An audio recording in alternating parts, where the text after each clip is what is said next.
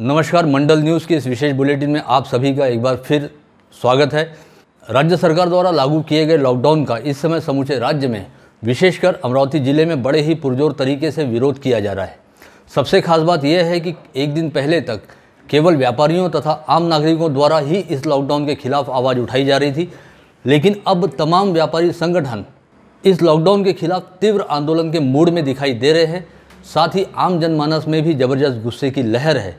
वहीं अब जिले की पालक मंत्री यशोमती ठाकुर, सांसद नवनीत राणा, विधायक सुलभा खोड़के व विधायक रवि राणा, विधान परिषद सदस्य व पूर्व पालक मंत्री प्रवीण पोटे पाटिल, अमरावती महानगर पालिका के महापौर चेतन गावंडे सहित महानगर पालिका के सत्ता पक्ष व विपक्ष भी इस लॉकडाउन का विरोध करने के लिए मैदान में उतर पड़े हैं।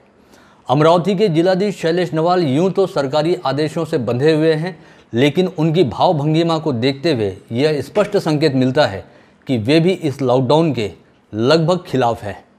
दूसरी ओर जिले की विभिन्न तहसीलों में लोग बाग इस लॉकडाउन को मानने के लिए तैयार नहीं हैं। परतवाड़ा, धारणी, वरुड व नांदगांव खंडेश्वर में लोगों ने अपनी दुकानें खुली रखी हैं और कई जगहों पर तो व्यापारियों और प्रशासन के बीच आपसी तनातनी का माहौल भी दिखाई दे रहा है। इसके अलावा जगह जगह पर व्यापारियों द्वारा इस लॉकडाउन के खिलाफ बैठकें ली जा रही हैं और कई व्यापारी प्रतिष्ठानों के कर्मचारी बेरोजगारी व भूखमरी के डर से सड़कों पर उतरकर आंदोलन कर रहे हैं।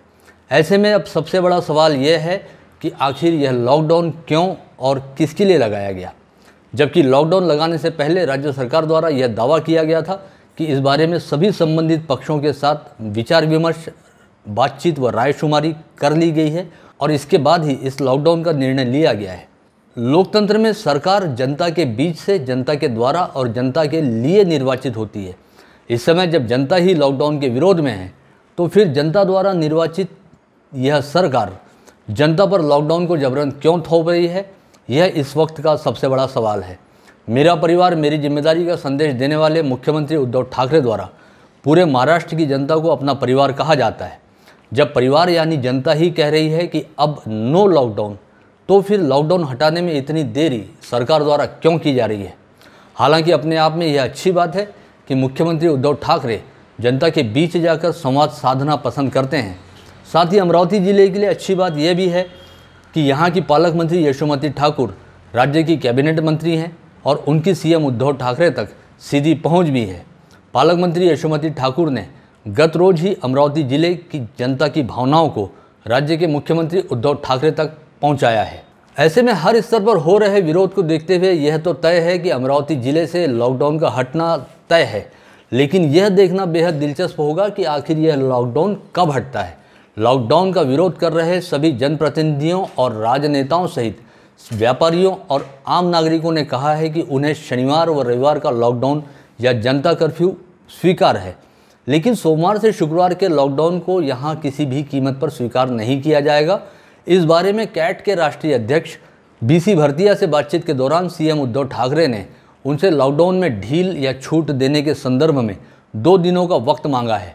उधर जिले की सांसद नवनीत राणा सहित भारतीय जनता पार्टी ने भी सरकार को 2 दिनों का अल्टीमेटम देते हुए चेतावनी दी है कि यदि 9 अप्रैल तक लॉकडाउन खत्म नहीं किया गया तो सड़कों पर उतरकर आंदोलन किया जाएगा।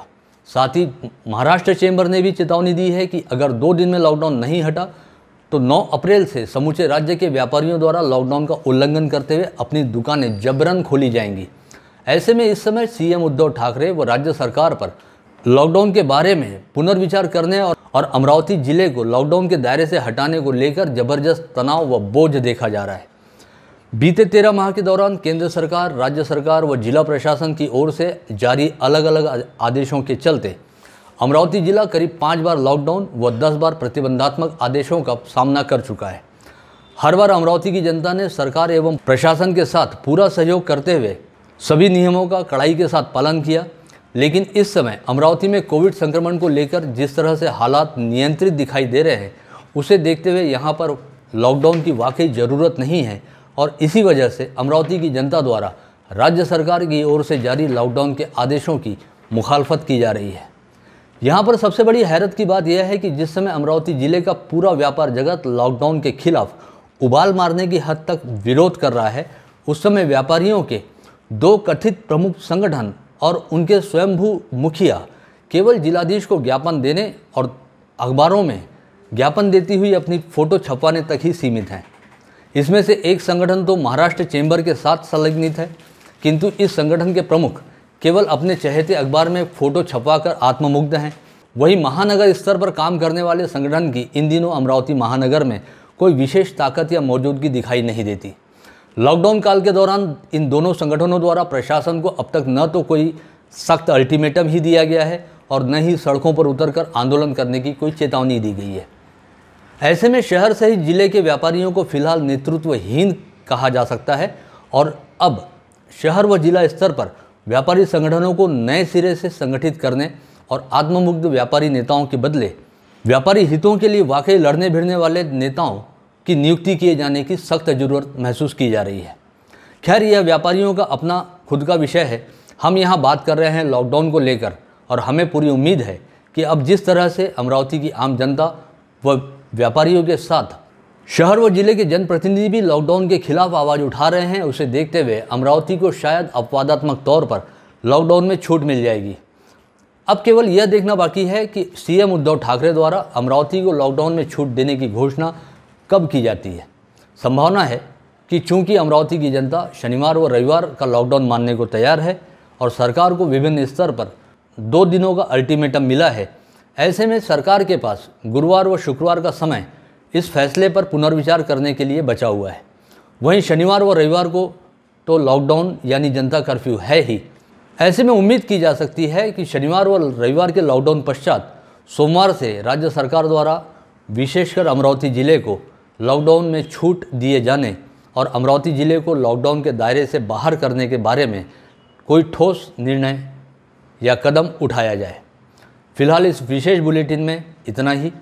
धन्यवाद। इसी के साथ आज का बुलेटिन यहीं समाप्त होता है।